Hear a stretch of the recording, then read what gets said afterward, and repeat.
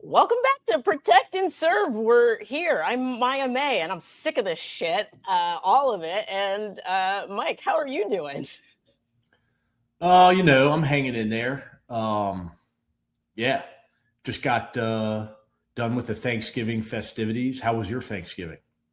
My Thanksgiving was great. I was in New York City with a very diverse crowd of people, and it gave me a little bit of hope about America. Like every time I'm in New York City, I'm like, we've got this. Like we have this diverse community of people and millions of people managing to actually get along. It's freezing cold. The fact that people aren't punching each other out left and right in New York City is the thing that gives me hope, because I know when I'm in New York City, I'm like, there's too many people here. I'm gonna punch someone. That's how I feel. But I'm feeling hopeful. I'm gonna stay still. I'm hopeful, and you're still feeling patriotic. The flag is still behind you. You had the protest. How'd the protest go? Yeah, the flag stays. I mean, I love this country. I'm not particularly impressed with how things are going at this moment. I think, you and I are like-minded in that regard. But, I still believe in the country that we could have if we were able to get rid of these MAGA nutballs. Yeah, and the shit didn't stop over the holidays. I think that's the thing that's frustrating for me. When I say I'm sick of this shit, I'm It like, never can we stops. can we get a fucking break? Can they stop ruining everything? No, actually, it's funny because I spent Thanksgiving with my ex-wife, her boyfriend, and my kids, which has become a regular tradition. Like she and I are still remain very close despite being divorced, and we spend most of our holidays together, which is great. When I was a kid, I had a lot of angst. And what my friends and I, when we would get together, we would celebrate Thanks for Nothing. And so we brought that back this year because I think it's really it makes sense given where we are in this country. And so, to this administration, thanks for nothing. I was gonna say that reminds me of the book that I've been reading lately. It's called Hope for Cynics. And I never really thought of myself as a cynical person. And as I'm reading the book, and I'm like, oh, and apparently cynic used to be, the meaning was more about being kind of skeptical and holding people to a higher standard. And so I think mixed in with my optimism and my hope for America is like, I hold America to a high standard. If you tell me this is who we are, united we stand, divided we fall, indivisible, with justice and liberty for all, I'm going to hold you to that fucking standard. And so I'm super frustrated that with all of this time that we've had, we've witnessed what the Trump administration has done. We've witnessed DHS, ICE lying to people's faces about who they're detaining, why they're detaining, who they're deporting, why they're deporting them, that all of America right now would say, hey, that's not what we fucking stand for. And so the fact that people aren't standing up en masse, and I'm hoping that it's because people are exhausted and they're going to use the holiday time to rest and regroup, and that in 2026 people are going to come back and everybody's going to be like, we're fucking sick of this shit. That's my brand of patriotism. No, I feel the same way. And I mean, I am a cynic. And I always think to myself, no matter what's going on in the country, I went to No Kings 1 and I'm like, oh, there's a lot of people here, but why aren't there more? I went to No Kings 2, which had record numbers of participation. And I thought to myself, why aren't there twice as many people? And I went to this last rally and it's like we had a tremendous amount of turnout despite being, some very small grassroots organizations. And even then it's, where is everybody else? Hell, when I went to the Capitol on January 6th and there were hundreds of police officers that responded, I'm like, why weren't there thousands? And it's interesting because I happen to be binge watching Ken Burns' new documentary on the Revolutionary War. And, I always had this idea in my mind, American exceptionalism, it's what you're taught in schools, and the idea that, Revolutionary War and all the wars since then, Americans were unified and they stood up and they stood together. And that was not the case during the Revolutionary War. It was a very, very small percentage of Americans. Everyone was outraged, but only a limited few were really willing to do something about that. And it doesn't necessarily, I don't know, give me warm and fuzzy feelings inside, but I do recognize the fact that we're just not going to see that level of outrage on behalf of the vast majority of Americans, which is why voices like yours and mine are so important in this moment, because it does inspire and encourage, I think, others who are willing to stand up to do so because they see other people standing up.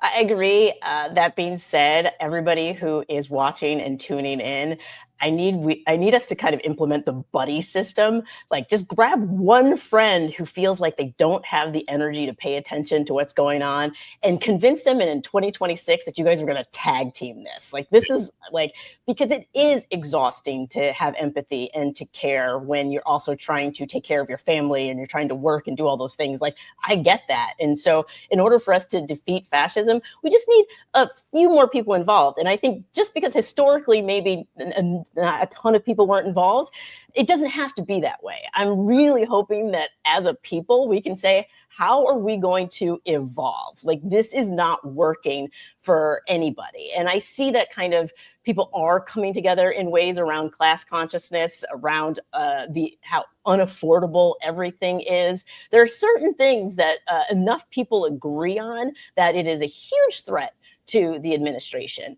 And, we talk a lot about ICE on the show and law enforcement. And one of the things that they're doing, obviously, is attacking the most vulnerable people because they think people won't pay attention. They're attacking people on the margins because they think the people with privilege and who are in the mainstream are like, I'm not going to worry about what's going on in the margins, not realizing that what happens, like visually, is that margin keeps getting bigger and bigger and bigger until those of us who have some level of privilege are also under threat. And so that's what I implore people to remember right now. And that's why we cover these stories, which we've talked about this on the show before, Mike, that this administration is criming so much that you have to cover it like a crime procedural, which is something that we want to start doing more of here, and doing deep dives into stories that are maybe blowing up on social media, but not being covered by the mainstream. And so I don't know how many people who have heard the story that we're going to talk about tonight. But last week, a 6-year-old boy vanished inside a federal building in New York City. He didn't wander off. He wasn't lost. He literally just disappeared after being taken by ICE. So first of all, how does a child go missing in a government building? When you hear that, Mike, are you just like... I mean, as a former law enforcement professional, it absolutely boggles my mind. I couldn't even imagine something like that happening. And then as a parent, it is beyond infuriating. I can't imagine what this child's parents are going through. It just underscores the level of inhumanity that this administration is willing to invoke for the purposes of driving people out of this country. Right. And this is the thing. They act like it's not going on, but this case is not isolated. There's been a dramatic surge in child detentions and separations under the Trump administration. So we have to talk about it. We have to talk about what happened, why it happened, and how it's a part of a pattern. As you said, like, this is something they're doing to scare people, to prevent people, to demoralize people, to invoke fear as a method of governing, which is something that has happened worldwide, by the way. I'm reading this book, Legacy of Violence, and attacking the family structure is very much something that fascists do, which is weird because at the same time, they're like, family values. Yeah, no, I think it's important, when it comes to stories like this, it's not just by happenstance that they came across this family inside of a federal building. These are people who are in this country seeking asylum, seeking the legal pathway to citizenship. And so they are in the midst of, or in the process of, attending these court hearings when they are being entrapped by ICE agents who are laying in wait for them to show up, and then employing these tactics. And this is a tactic of this administration. I mean, we're now to, I think we were talking about offline, there's over 600 cases in which children have been deliberately separated from their parents who are here seeking asylum, seeking, a legal pathway to citizenship. And so, again, going back to the cruelty is the point.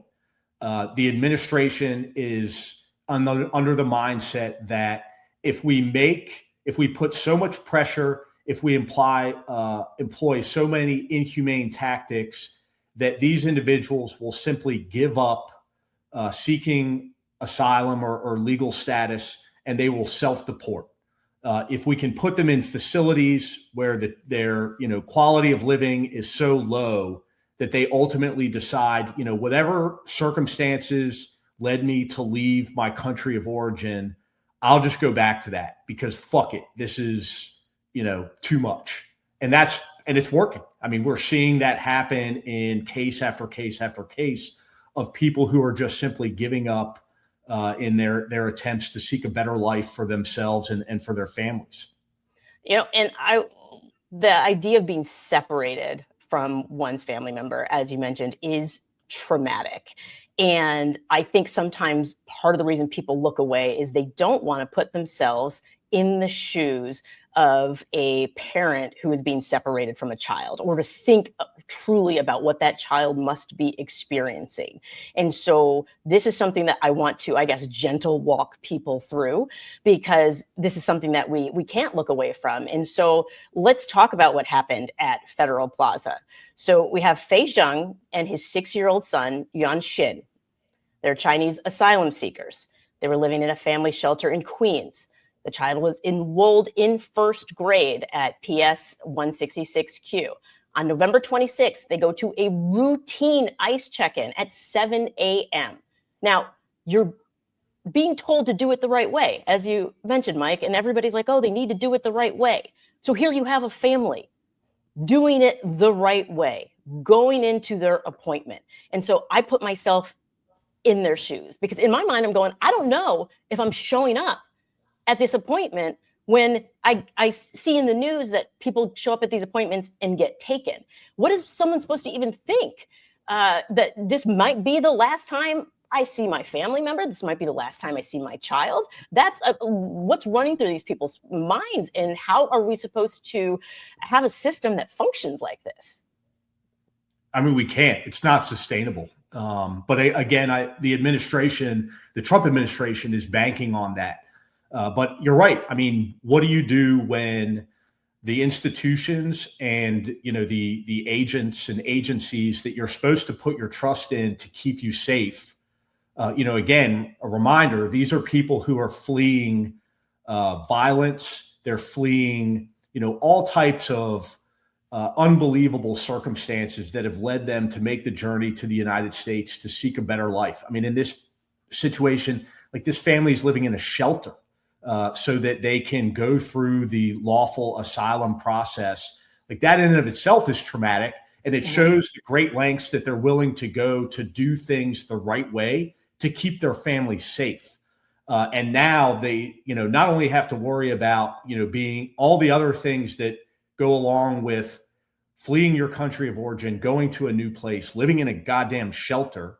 They've got to worry about the government agents that are going to come and kidnap them, separate their families.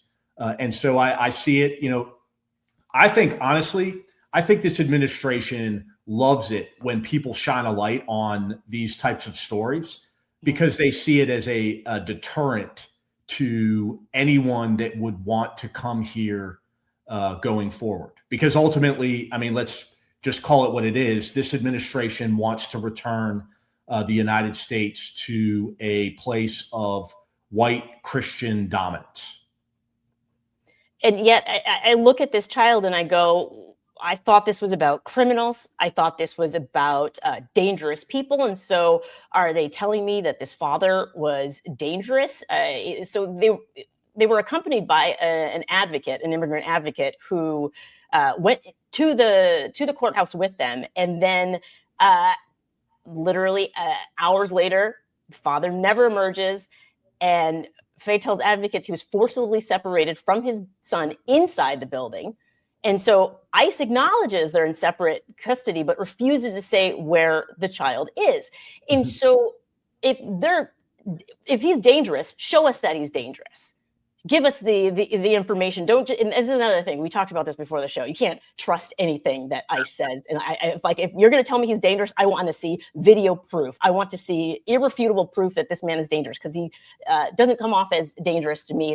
If he was dangerous, he would have been a danger in the shelter. We would have seen reports coming out of the shelter that this man was attacking people in the shelter. We're not hearing any of that. And so how is it possible that we have Amber Alerts for kids taken by strangers, but there's no mechanism when the federal government just loses a kid? It doesn't sound like this father's dangerous. It sounds like our government is dangerous. And that's something that we have to start to acknowledge more en masse. No, I mean, countless legal experts have already said that we are living in a period of complete lawlessness. We have agencies and institutions that are unaccountable to the American people. I think that, the prime example of that being ICE and Customs and Border Patrol, that is completely unaccountable even to the justice system itself. That all of the traditional guardrails for law enforcement agencies in this country do not seem to apply when it comes to ICE and CBP in the way that they conduct business. There is no transparency there whatsoever. And so that should be incredibly concerning. But also, let's debunk this talking point that the administration constantly puts out there, that they are going after, they're pursuing criminals, the people that are, the worst of the worst. And that is completely false. I mean, we've now seen a pattern here. We've got California, Los Angeles, we've got Illinois, Chicago, we have Washington, D.C., all of whom the reporting, the statistics that have come in say that between 70 and 85% of the individuals who are detained have absolutely no criminal record whatsoever. And the vast majority of those that do have criminal records, it's for things like driving without a license, very minor criminal infractions that this administration is using to justify, revoking a person's status, legal status, and deporting them. Even veterans, people who have served this country. There was a veteran that was deported recently who had received a Purple Heart for being wounded in combat, who was deported because of a marijuana possession charge that was something like 18 years old. And so that is, what it's really about is the numbers game. It is trying to get rid of as many immigrants as humanly possible from this country. And they're also catching American citizens are getting caught up in this as well. I mean, look at the story of George Reddes. I'm not sure if you're familiar. He's a California resident. He's legal. He's someone who served in the military. He is an American citizen, and he was detained on his way into work. He was in possession of his driver's license. ICE said they didn't want to see it, and they placed him in custody for 3 days. And they lie about it. This is the thing. Right. They lie. As you mentioned, they lie so much. They say we don't, Bondi came out and said, no, we don't have any U.S. citizens, or I can't remember if it was Kristi Noem or if they both said that, but we don't detain. We've never arrested U.S. citizens. And we know that's not the case. They say we do not separate families. We know that's not the case. And so this idea, again, as you said, that we can trust them at their word at face value, that is broken. And they have the funding. This is the thing. The system could work.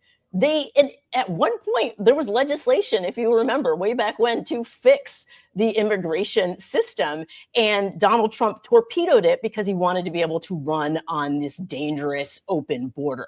And so they have now, with all of this funding, the ability to reform and facilitate immigration, but instead they're firing judges. They're instructing judges to dismiss cases so they can deport people. They're using the money to send people to 2, 3, 4 different facilities before deporting them. And so, it's in many ways, it's looking like, oh, this is just a money grab. You have the money to do it. And instead of facilitating things, you're enriching the prisons. You're enriching Core Civic. You're enriching Geo Group. A lot of money is being made right now off of people's suffering. Yeah, no, absolutely. I mean, it goes without saying, I think at this point, this is the most corrupt administration that we've experienced in the history of the United States. And you're starting to see some reporting, some areas in which, journalists are able to scratch the surface of the corruption. I mean, there was a story that came out recently that talked about Kristi Noem and her involvement with advertising groups and money that was getting funneled through these different shell companies. Millions, right? Millions of dollars to facilitate ads for ICE and CBP. And that money was going to a longtime friend of Kristi Noem's. And she herself was actually starring in these advertisements. And so, there is, again, like you said, there's a lot of profiteering happening on the backs of human beings, human suffering. And that seems to be par for the course when it comes to this administration. Also, you and I have both we do on-camera work, and we also work behind the scenes. To be on camera, to appear in an ad, that shit takes time. So how in the world is she having time to properly administer DHS if she is constantly starring in ads? I feel like every time I look up, I see this woman's face. I'm at the airport, I see this woman's face. I'm listening to the radio. I was listening to Spanish language radio several months ago and heard this woman's voice. She is a constant on-camera person for this, and it's clear, literally has no problem standing for cruelty. Like, this is who she is, the woman who shot her dog. It's like she was perfectly placed into this because she is. Can I call her a sociopath, or do I just say allegedly sociopath? How do I say it so Kristi Noem doesn't see this one day and decide to deport me or sue me or something? I'll call her. I'll call her a sociopath. I mean, it's listen. Again, another understatement. Kristi Noem and all of Trump's cabinet members, but Noem and maybe Kash Patel and Pam Bondi's. And I'll throw. We got to throw Kennedy Jr. in there as well. Very unqualified to be in these positions, and I think that. This administration loves the performative aspect of these, these jobs and the way that, I mean, I remember I was having a conversation with a buddy of mine. He's still on the job at the Metropolitan Police Department in DC, and he was talking about, their coordinated efforts with ICE and CBP and how they would go out every day and deploy with camera crews with these right-wing influencers and podcast guys that would accompany them on their, raids so that they could film everything and then create social media clips and snippets. And it's, again, profiting off of human suffering. Right. And of course, we're seeing these clips on social media, and a lot of what's being covered from a progressive lens or a democratic lens, we're seeing on social media, but we're not seeing it on ABC, on Fox, on CNN. Like, I want to hear more because we're seeing it in local outlets. Local outlets have covered this story, but we're not seeing as much attention to it as we need to be. And so to return to this, ICE claims that Faye refused to board a plane, that he acted aggressively, that he endangered his child. And I'm like, okay, so if that's the case, you're going to further endanger the child by placing him where? With no accountability, with no transparency. And so when I hear this and I go, once again, they've made it very clear where they stand on separating families. And this is the kind of story that everyone needs to be talking about, because we lose our moral standing. We've lost our moral standing as a country. Like we cannot come back from the constant disappearance of children in a cruel system where it's clear that we're very much targeting Black people, brown people, Asian people. Like it's mind-boggling to me that the average American right now is not standing up and saying, oh shit. This is basically the bureaucratic equivalent of saying, I didn't eat your sandwich, but if I did, you left it out. This is your fault. And here's the thing, the records, Mike, they contradict ICE. In September, a judge administratively closed the asylum case, meaning Faye was not being deported. And then in October, they were granted parole until 2026. And I believe we're still in 2025, right? So there's no imminent removal order. So they should have been able to walk into that building safely knowing that they were going to be okay, that they weren't going to be separated, and that young child, that he could be in school right now instead of wherever the fuck he is.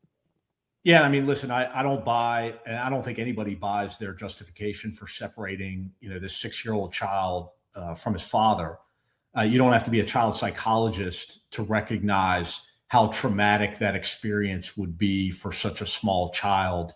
When I was a police officer and, we came across situations in which parents would be arrested and they were in the children were in the care of those parents at that time.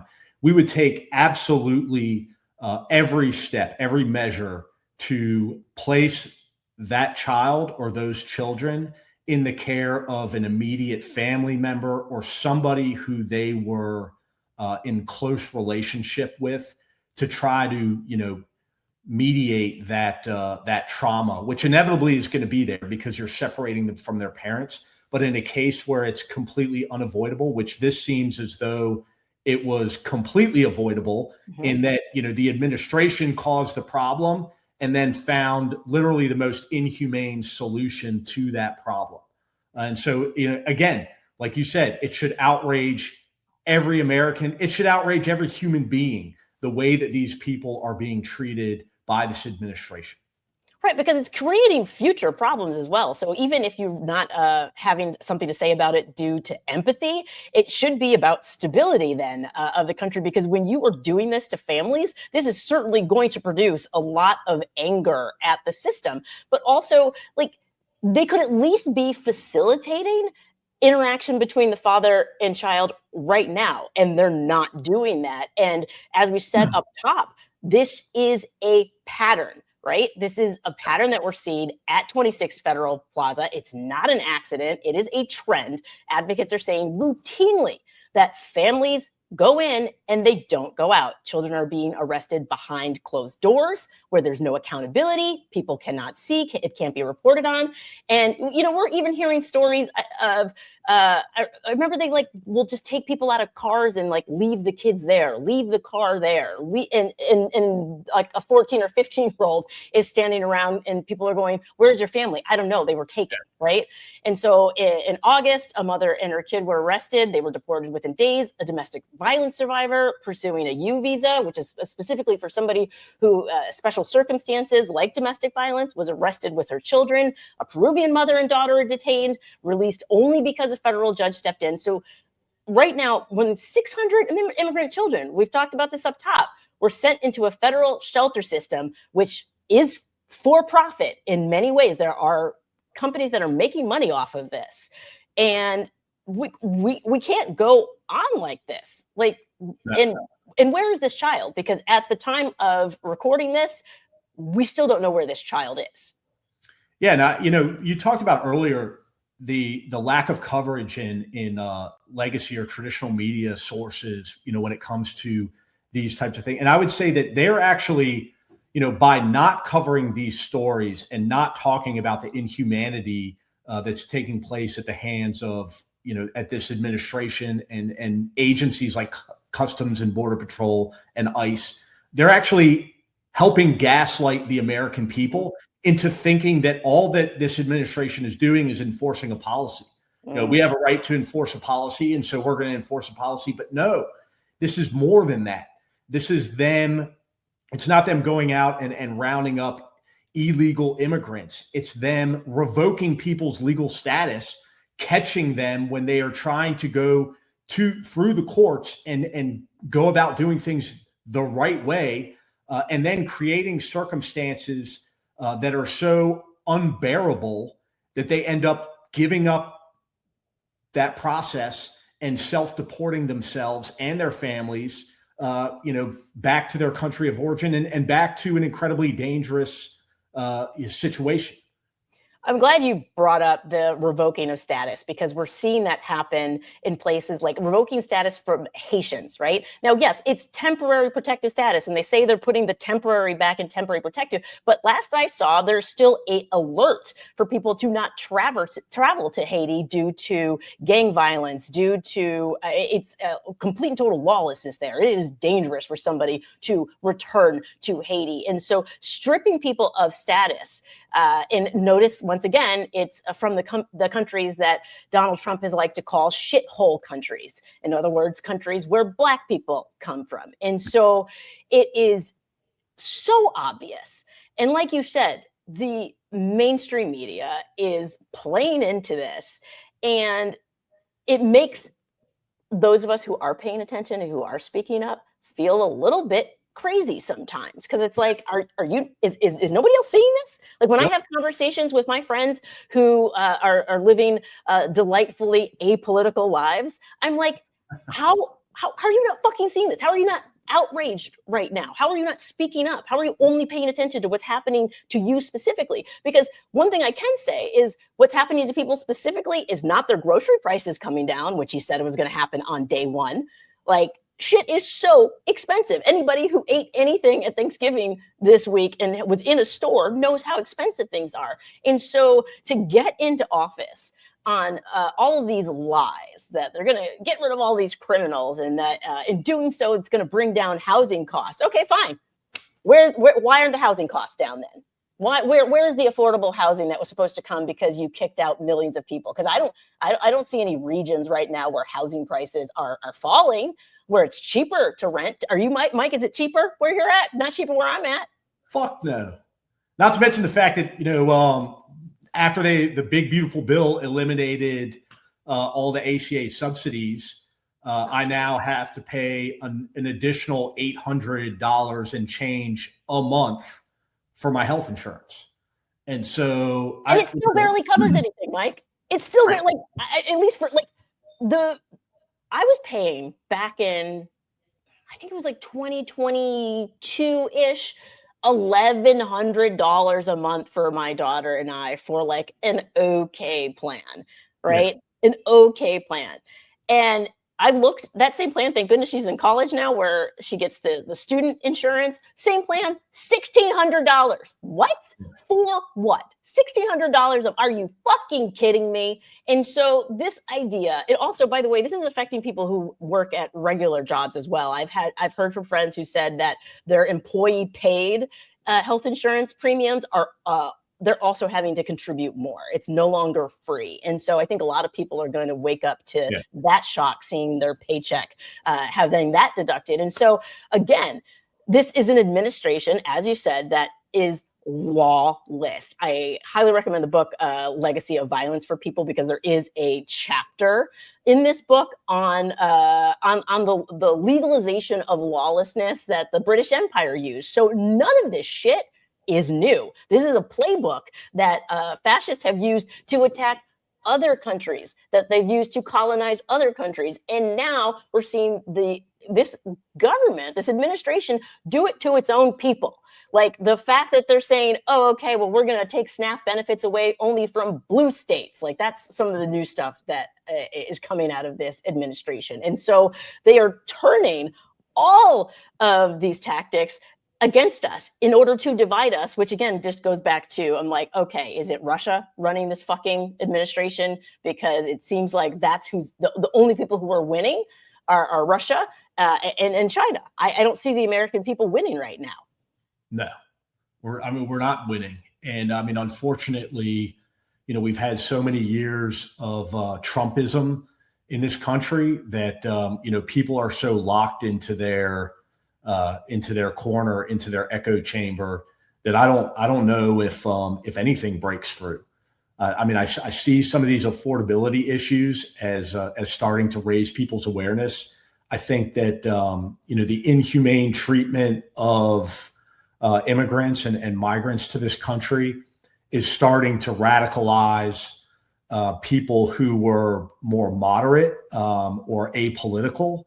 But even then, you still have a large swath of this country that has bought into that argument of otherism.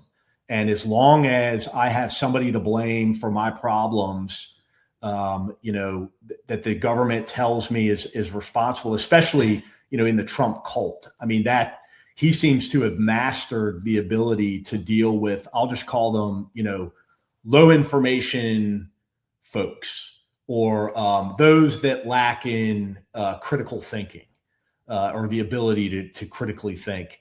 And it's that old adage, going back to slavery days. Like, as long as a poor white guy can look at a poor black guy and say, well, at least I'm better than that motherfucker. The reason why his life is so hard or her life is so hard doesn't really matter, because they've got somebody else to blame for it, and somebody to focus on in such a negative way. And that seems to be where we're at today in this country. People just refuse to hold the administration to task for everything that it's doing to destroy our quality of life here in America. Yeah. Oh, the divide and conquer strategy is working very well for the billionaires, who we should be blaming for fucking everything, for the corporations who we should be blaming for everything. Because yes, their profits are sky high and people who have 401ks are doing okay, but everything else is way more expensive for the people who do not have that. And so I would like to invite people to look around and say, is it really that immigrant family down the street that's working so hard that is taking away opportunities for me? Is it really that trans person who's taking opportunities from me? And ask themselves, does that make any fucking sense? No, it doesn't make any fucking sense. Like, shit, like, I think about what I was making when I graduated college in 1999 and what housing costs then, and what people make coming out of college now, and what housing costs. Insanity. Like, absolute insanity. We're almost out of time. To come back to the question of where is Yuanxin, I still refuses to disclose his location. They said they will not confirm placement due to privacy. Advocates believe he is in the unaccompanied minor shelter system, which has been known to move children across state lines, transfer them within hours, deport prior to legal representation.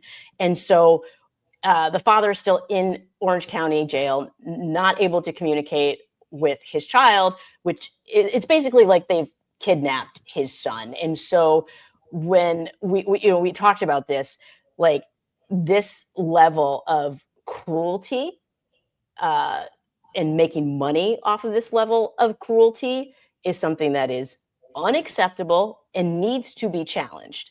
Like, this child needs to be reunited with his father, period. Like, that's the only acceptable conclusion.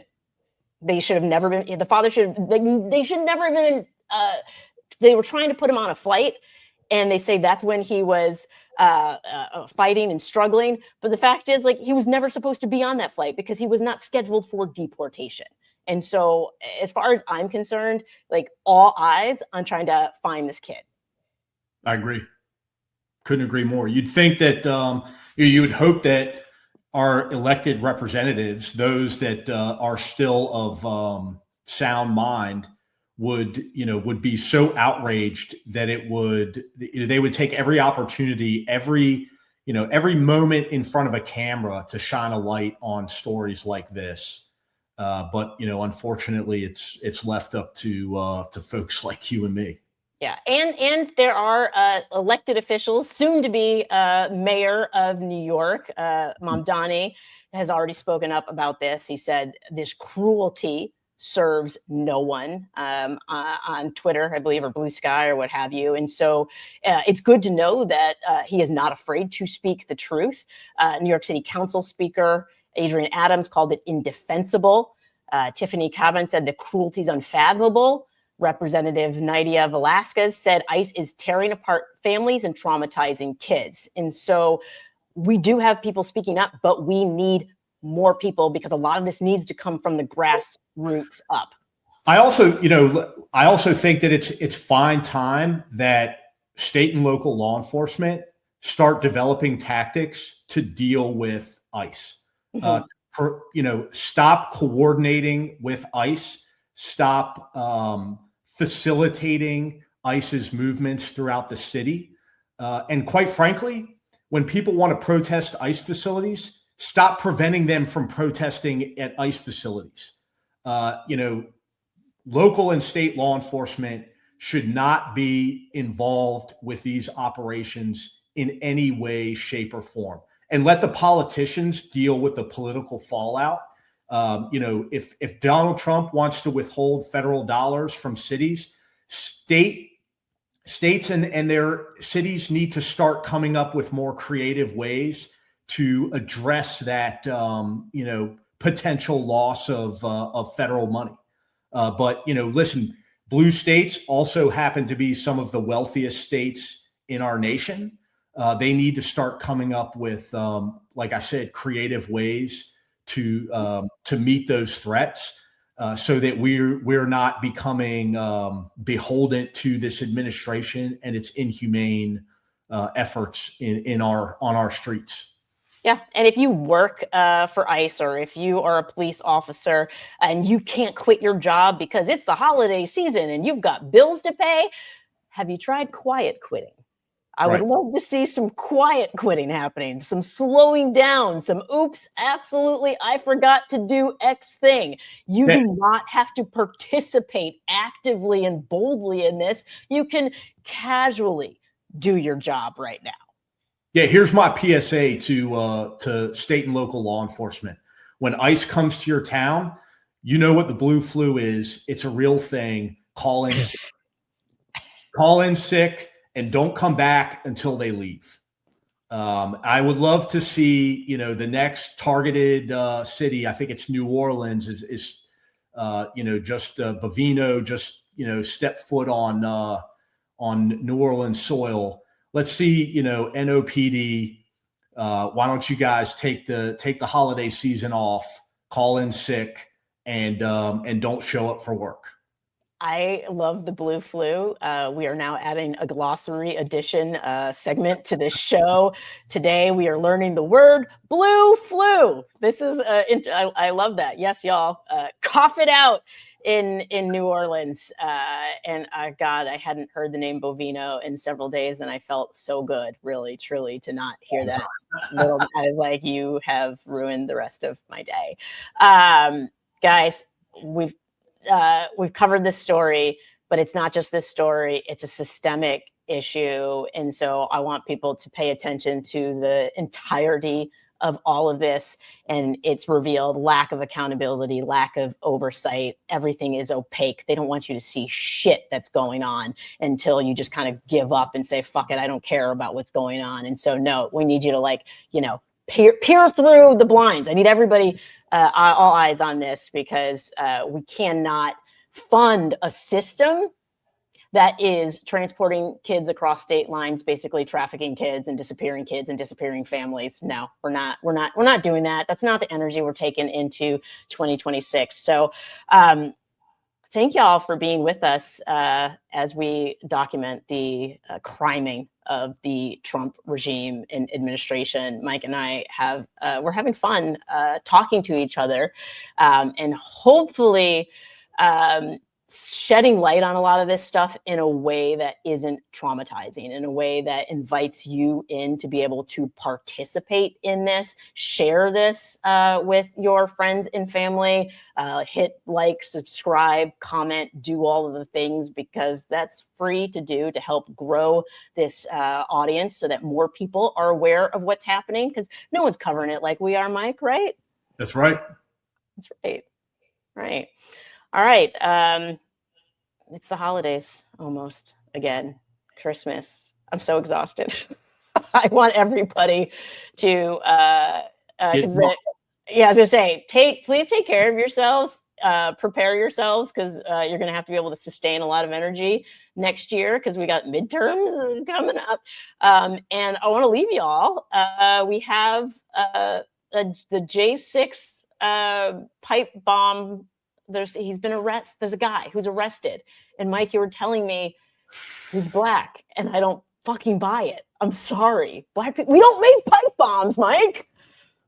Yeah, I mean, well, we were talking, and we've talked about it throughout the show. But I just don't believe anything that comes out of the mouths of any official in this administration whatsoever on any topic.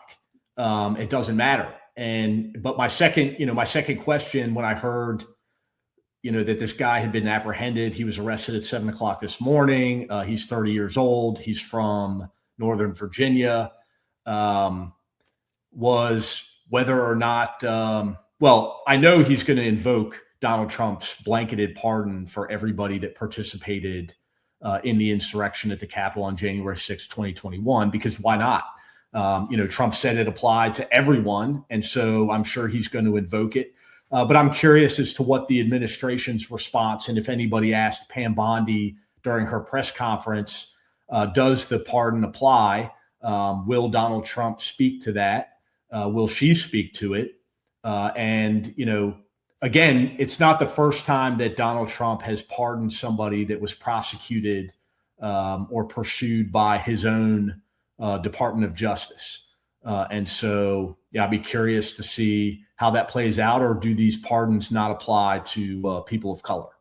I think, Mike, they might not. I think that they're going to throw him in the slammer. I think they're going to use it as an opportunity. We're going to see a press statement come out, or we're going to see an executive order that black people are now dangerous. We're not going to be allowed in Home Depot or Lowe's or near pipes. They're going to come and take the pipes out of our houses.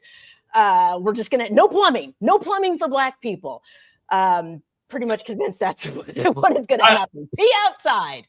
That could be the case. I'm going to go with a more conservative view, which is that they are going to paint this guy as a far left individual that acted completely independent of anything to do with the Stop the Steal rally, obviously that was hosted by Donald Trump, and anything to do with MAGA. They will try to show that he was an independent actor, and then they will, bring to bear the full force of MAGA justice to his doorstep. I'm sure they will, but I'm also going to say, black people, get your pipes for your houses while you can. I don't know how many black people watch our show, but black people, get the pipes. Buy them now. You will not be allowed to. I put nothing past this crazy ass administration. Mike, it's been a delight to see your face again after a couple weeks off. And everyone, thank you again for joining us. If you are also sick of this shit, we will see you next week on Protect and Serve. Let me be clear. There was no new tip. There was no new witness. Just good, diligent police work and prosecutorial work. A few moments later. And he said, I think we got him. What exactly that tip was, we're going to have to pass on that for right now. While we're at the early stages, so that's the only reason I hesitate to tell you what the exact tip was. But yes, that was absolutely the moment, and it was due to the